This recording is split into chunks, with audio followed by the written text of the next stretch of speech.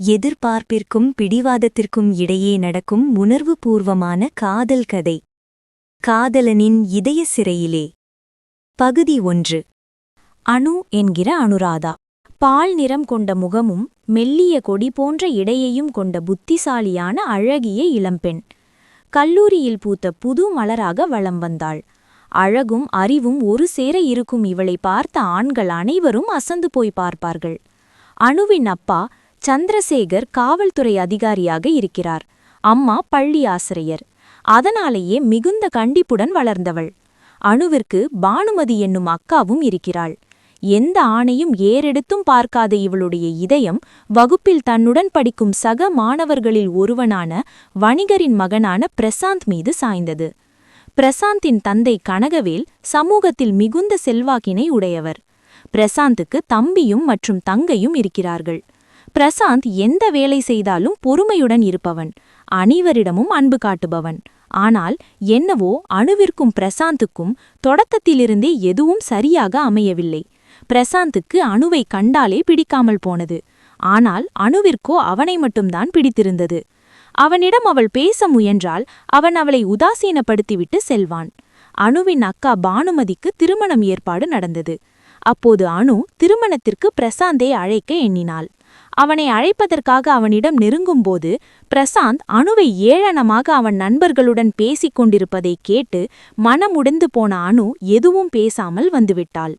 பிரசாந்துக்கு தான் பேசியதை அனு கேட்டாள் என்பதே தெரியாமல் இருந்தது. கல்லூரியின் ஆண்டு விழாவில் அனு தனியாக அமர்ந்திருக்கும்போது அதே கல்லூரியில் படிக்கும் சில ஆண்கள் அவளிடம் வம்பிழுக்க வந்தனர். அவர்கள் அவள் அருகில் வந்து, "ஏய் பாப்பா, உன்னோட பேர் என்ன?" என்று கேலியாக கேட்டு சிரித்து கொண்டிருந்தனர். அனு அவர்களை கண்டுக்காமல் அங்கிருந்து நகர்ந்து சென்றுவிடலாம் என்று எண்ணி செல்லப்போனவளின் கையை பிடித்து இழுத்தனர். அப்போது அந்த வழியாக பிரசாந்த் வந்தான். அனு பிரசாந்த் தன்னை காப்பாற்றுவான் என்று நினைத்தாள். ஆனால் பிரசாந்த் அதை பார்த்தும் கண்டுகொள்ளாமல் சென்றது அனுவிற்கு வருத்தத்தையும் அதைவிட மேலாக கோபத்தையும் உண்டாக்கியது. அனு கோபத்தில் தன் கையை பிடித்திருப்பவனின் கன்னத்திலே ஓங்கி அறைந்தாள். அவளின் கை விரல்கள் அவன் கன்னத்திலேயே நன்கு பதிந்தது. அனு என்னதாம் தைரியம் வந்து அவனை அடித்திருந்தாலும் 4 ஆண்கள் மத்தியில் ஒரு பெண்ணால் என்ன செய்ய முடியும்? 2 பேர் அனுவின் கையை பிடித்துக்கொள்ள அடி வாங்கியவன் அனுவை அடிக்க கையை ஓங்கினான். அப்பொழுது அவன் கையை பிரசாந்த் பிடித்தான். பிரசாந்த் திரும்பி வருவான் என்று அனு கொஞ்சமும் எதிர்பார்க்கவில்லை. அனுவிடம் அடி வாங்கியவன் பிரசாந்தை பார்த்து, "டேய், யாருடா நீ? என் கைய விடுடா. என்னை அடிச்சவள நான் திருப்பி அடிக்காம விடமாட்டேன்" என்று கோபத்தில் கத்தினான். பிரசாந்த் அவனிடம், "டேய், நீ இவள அடிச்ச விஷயம் பிரின்சிபாலுக்கு தெரிஞ்சா உன்னை சஸ்பெண்ட் பண்ணிடுவாங்க. அது மட்டும் இல்ல, இவ அசிஸ்டன்ட் கமிஷனர் பொண்ணு. அவங்க அப்பா உன்னை சும்மா விடுவாருன்னு நினைக்கிற? உனக்கு எதுக்கு இந்த வேலை?" என்று கேள்வியாக கேட்க அவன் ஒரு மாதிரி முழித்துக்கொண்டு நின்றான். அனு அசிஸ்டன்ட் கமிஷனர் பொண்ணு என்று தெரிந்தவுடன் அவளை பிடித்திருந்த இருவரும் தானாகவே விடுவித்தனர். அதன் பிறகு 4 பேரும் அனுவை ஏதும் செய்யாமல் அமைதியாக அங்கிருந்து சென்றனர். அவர்கள் சென்றபின் பிரசாந்த் அனுவின் பக்கம் திரும்பி தன் கைகளை மார்புக்கு குறுக்கே கட்டிக்கொண்டு அவளை பார்த்து, "ஏசிபியோட பொண்ணு தைரியமா இருக்க வேண்டாமா?" என்று கேட்டான்.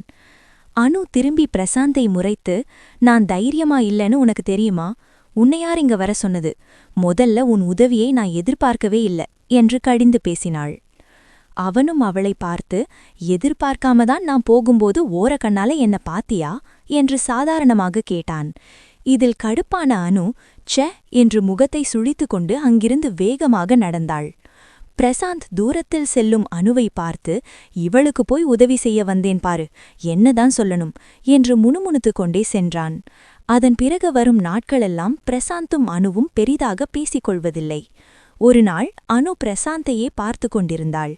"எல்லா பொண்ணுங்க கூடவும் நல்லாதான் பேசுறான், ஆனா என்ன பார்த்தா மட்டும் ஏன் இப்படி எரிஞ்சு விழுறான்" என்று அனு மனதிற்குள் நினைத்தபடியே அவனை பார்க்க பிரசாந்த் அருகில் அமர்ந்திருந்த அருண் அனுவை பார்த்துவிட்டு, "டே பிரசாந்த், அந்த அனு என்னையே பார்த்துக்கிட்டு இருக்காடா" என்று அருண் தவறாக புரிந்து கொண்டு பிரசாந்திடம் சொன்னான்.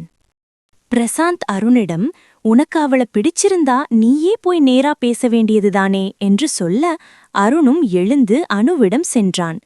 அனுவை பார்த்து, "என்ன அனு, ரொம்ப ஜாலியா இருக்க போல" என்று அருண் பேச்சைத் தொடங்கினான். அனு எதிரே நின்றிருந்த அருணை மேலும் கீழுமாக ஒரு முறை பார்த்துவிட்டு, "என்ன அருண், என்ன பத்தி உன் ஃப்ரெண்ட் பிரசாந்த் உன்கிட்ட என்ன சொன்னா? என் அக்கா மேரேஜ்க்கு இன்வைட் பண்ண தான் வந்தேன். ஆனா நீங்க என்ன பத்தி கேவலமா பேசிக்கிட்டு இருக்கிறத கேட்டுட்டு என்னால தாங்கவே முடியல. உண்மைய சொல்லு அருண். அன்னைக்கு பிரசாந்த் என்ன பத்தி உன்கிட்ட என்ன சொன்னான் என்று அனு அருணை அதட்டிக் கேட்டாள். அருணும் அவளை பார்த்து, என்ன அனு இப்படி பேசுற? உன்னை பத்தி தப்பா பேச என்ன இருக்கு? நாங்க அப்படி எதுவும் பேசல என்று சொன்னான். அனு அவனை முறைத்து பார்த்துவிட்டு, இப்போ நீ உண்மைய சொல்றியா இல்ல உன்னையும் உன் ஃப்ரெண்டு பிரசாந்தையும் ஹெச்ஓடி கிட்டு போய் சொல்லவா என்று மிரட்டினாள். அருண் மிரண்டு போய், ஐயையோ, அப்படியெல்லாம் எதுவும் பண்ணிடாத. உன்னை பத்தி அன்னைக்கு எதுவும் தப்பாலாம் பேசல. நீ எப்போ பாரு பிரசாந்த முறைச்சிக்கிட்டே இருக்கன்னு பிரசாந்த் சொன்னான். அதுக்கு நாங்க பிரசாந்த பார்த்துதான் சிரிச்சோம், உன்னை நினைச்சு சிரிக்கல என்று சொல்லி அங்கிருந்து வேக வேகமாக சென்றான். அருண் வேகமாக வந்து தன்னுடைய இடத்தில் அமர்ந்து கொண்டான். அவனின் பதட்டத்தை பார்த்து பிரசாந்த் அவனிடம் விசாரித்தான். டேய், என்னடா ஆச்சு? ஏன் இப்படி இருக்க என்று பிரசாந்த் புரியாமல் கேட்டான். அருண் அவனை பார்த்து, எல்லாத்துக்கும் நீ தாண்டா காரணம். அன்னைக்கு நீ அவளை பத்தி பேசினதுதான் அவ கேட்டா என்று சொல்ல, என்னடா, என்ன கேட்டா என்று அதிர்ச்சியாக கேட்டான் பிரசாந்த். அருணும், அன்னைக்கு நீ சாதாரணமா பேசினதா அவ தப்பா புரிஞ்சுக்கிட்டா என்று சொன்னான். அதற்கு பிரசாந்தும், ஓ, தப்பா புரிஞ்சுக்கிட்டாளா? அவ சரியா புரிஞ்சுக்கிட்டாதான் அதை ஆச்சரியப்படணும் என்று சாதாரணமாக பேசினான். பிரசாந்த் அருணிடம் ஏசிக்கொண்டே திரும்பி அனுவை பார்த்தான். அனு எதையோ ரொம்ப தீவிரமா யோசித்துக் கொண்டிருந்தாள். கல்லூரி முடிந்து வீட்டிற்கு வந்தான் பிரசாந்த். பிரசாந்த் எப்போதும் இருக்கும் இடத்தை சுத்தமாக வைத்துக்கொள்ள நினைப்பான். ஆனால் அவனின் தம்பி கவின் அப்படி கிடையாது. எப்பொழுதும் குறும்புத்தனமாகவும் விளையாட்டு பிள்ளையாகவும் இருப்பான். பிரசாந்த் வீட்டிற்கு வருவதற்கு முன் பள்ளி முடித்து வந்த கவின் பிரசாந்த் அறைக்குள் சென்று கேம் விளையாடிவிட்டு அவன் சுத்தமாக இருந்த அறையையே தலைகீழாக மாற்றிவிட்டு தன்னுடைய அறைக்கு சென்று விட்டான். பிரசாந்த் வந்து அறையை பார்க்கும்போது அறையில் பொருட்கள் அனைத்தும் கலைந்தும் துர்நாற்றத்துடனும் இருந்தது. உள்ளே நுழைந்த பிரசாந்த் கடுப்பாகி, கவீன் என்று கத்திக்கொண்டு நின்றான். தன் அறையை சுற்றி பார்த்தவன், தன்னுடைய தோளிலிருந்த கல்லூரி பையை கழற்றி வைத்தவன் ஒரே மூச்சாக அனைத்து பொருட்களையும் எடுத்து அலமாரியில் அடுக்கி வைத்தான். அறையை முழுமையாக சுத்தப்படுத்தி தனக்கு மிகவும் பிடித்த ரூம் ஸ்ப்ளே எடுத்து அறை முழுக்க அடித்தான். அதன் பிறகுதான் அவனுக்கு நிம்மதியாக இருந்தது. அப்படியே அனுவிற்கும் பிரசாந்துக்கும் அவர்களுடைய கல்லூரி வாழ்க்கை முடிவுக்கு வந்தது. பிரசாந்திடம் தன்னுடைய காதலை சொல்ல எண்ணியவள் தன்னுடைய வீட்டின் கண்டிப்புகளை நினைத்து தன்னுடைய காதலை மனதிற்குள்ளே புதைத்து கொண்டாள். ஆனால் அனுவிற்கிருந்த எண்ணம் போல் பிரசாந்துக்கு எந்த உணர்வும் அனுவின் மேல் இல்லை. கல்லூரி முடிந்த பிறகு அனுவின் மேற்படிப்பிற்காக சந்திரசேகர் அவளை டெல்லி அனுப்பி வைத்தார். அதேபோல் பிரசாந்த் தன் அப்பாவின் தொழிலில் அமர விருப்பமில்லாமல் தன் சொந்த காலில் நிற்க எண்ணி வெளியில் வேலை தேடி பல இடங்களில் அலைந்த பின் அவனுக்கு ஒரு வேலை கிடைத்தது. பிரசாந்த் தனக்கு வேலை கிடைத்து பெங்களூரில் வந்து சேர்ந்தான். பெங்களூரில் ஒரு ஐடி கம்பெனியில் வேலை செய்து கொண்டே மேற்படிப்பும் படித்தான். அங்கு உடன் வேலை செய்யும் பூர்ணிமா என்னும் பெண் பிரசாந்தின் மீது காதல் வயப்பட்டாள். பிரசாந்த் வேலைக்கு சேர்ந்த கொஞ்ச நாளிலே அங்கு வேலை செய்யும் விஷ்ணு மற்றும் அர்ஜுன் இருவரும் பிரசாந்துடன் நெருங்கி பழகினார்கள். அர்ஜுன் ஏற்கனவே திருமணமானவர். விஷ்ணு அதே கம்பெனியில் வேலை செய்யும் இந்து என்ற பெண்ணை ஒரு தலையாக காதலிக்கிறான். தினமும் விஷ்ணு தன்னுடைய ஒரு தலை காதலை பற்றி அர்ஜுனிடமும் பிரசாந்திடமும் புலம்பிக் கொண்டே இருப்பான். இதில் வேறொரு டிபார்ட்மெண்ட்டை சேர்ந்த பூர்ணிமா பிரசாந்திடம் நட்பாக பழக ஆரம்பித்தாள். பின் தன்னுடைய காதலை பிரசாந்திடம் சொல்ல பிரசாந்த் அதை மறுத்துவிட்டான். ஆனால் பூர்ணிமா அதை விடுவதாக இல்லை. பிரசாந்திடம் எப்படியாவது தன்னுடைய காதலை புரிய வைக்க முயற்சி எடுத்துக்கொண்டே இருந்தாள். ஆனால் பூர்ணிமாவை இந்துவுக்கு சுத்தமாக பிடிக்காது. இருவருக்கும் எப்போதும் ஏதாவது வாக்குவாதம்தான் வரும். இந்நிலையில் டெல்லி சென்ற அனு தன்னுடைய மேற்படிப்பை முடித்து அங்கேயே சில காலம் வேலையும் செய்தாள். மேற்படிப்பு படிக்க சென்ற கல்லூரியில் அனுவின் அழகை பார்த்து குணா என்பவன் அவளிடம் காதலை வெளிப்படுத்தினான். ஆனால் அனு தன்னுடைய குடும்பத்தில் காதல் திருமணத்திற்கு ஒப்புக்கொள்ள மாட்டார்கள் என்று சொல்லி அவன் காதலை நிராகரித்தாள். ஆனால் உண்மை என்னவென்றால் அவள் மனதில் இன்னும் பிரசாந்த்தான் இருந்தான். அனு படிப்பை முடித்து வேலை செய்து கொண்டிருந்த காலத்திலும் குணா அவளை விடாமல் அவளுக்கு காதல் தொல்லை கொடுத்தான். ஆனாலும் அனுவால் பிரசாந்தை மறந்து அவனின் காதலை ஏற்றுக்கொள்ள முடியவில்லை. 5 வருடங்கள் எப்படி கடந்து போனது என்றே அவளுக்கு தெரியவில்லை. 4 வருடங்கள் அவன் முகத்தை பார்த்து காதலித்தவள் 5 வருடங்கள் அவனை மனதில் வைத்து மட்டுமே நேசித்தாள். அவன் மேல் அவள் வைத்திருந்த காதல் விருட்சமாகித்தான் போனதே தவிர அவனை மறக்க ஒரு நொடியும் துணியவில்லை. 9 வருட காதலை எண்ணி தினம் தினம் தூங்காமல் கனவிலே அவனுடன் வாழ்ந்து கொண்டிருந்தாள் அனு என்கிற அனுராதா. அவனை ஒரு முறை பார்த்துவிட மாட்டோமா என்று எண்ணிய அவள் மனதை அவன் தன்னை உதாசீனப்படுத்தியதை நினைவு கூர்ந்து அடக்கிக் கொண்டாள். ஆனால் விதி தன்னுடைய விளையாட்டை விளையாட ஆரம்பித்தது. பூர்ணிமா பிரசாந்தை விடாமல் காதலிப்பதால் அதைக் கண்டு பிரசாந்தும் வியந்து போனான்.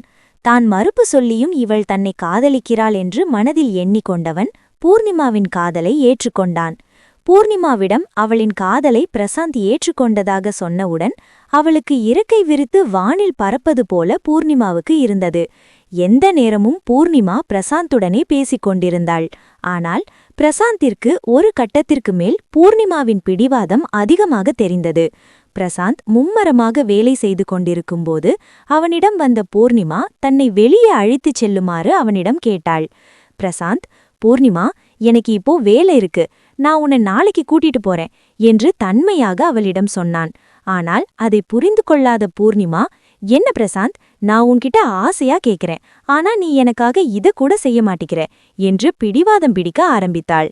பிரசாந்த் எவ்வளவோ அவளிடம் புரிய வைக்க முயன்றும் அதை பூர்ணிமா புரிந்து கொள்ளவில்லை. வேறு வழியில்லாமல் பிரசாந்த் அவள் கேட்கும் இடத்திற்கு அழைத்துச் சென்றான். இது தினந்தோறும் தொடர்ந்து நடந்து கொண்டே இருக்க பிரசாந்த் தலையை பிடித்துக்கொண்டு அமர்ந்தான். பூர்ணிமாவை சமாளிக்க முடியாமல் இருந்தாலும் அவள் தன் மீது வைத்திருந்த காதலை மதித்தான். அதற்காகவே அவள் கேட்பதையெல்லாம் செய்தான். அனு வேலை செய்த இடத்தில் அவளுக்கு பதவி உயர்வும் பெங்களூருக்கு இடமாற்றமும் கொடுக்க அனு குணாவின் தொல்லையிலிருந்து தப்பித்துவிட்டதாக எண்ணி சந்தோஷப்பட்டாள்.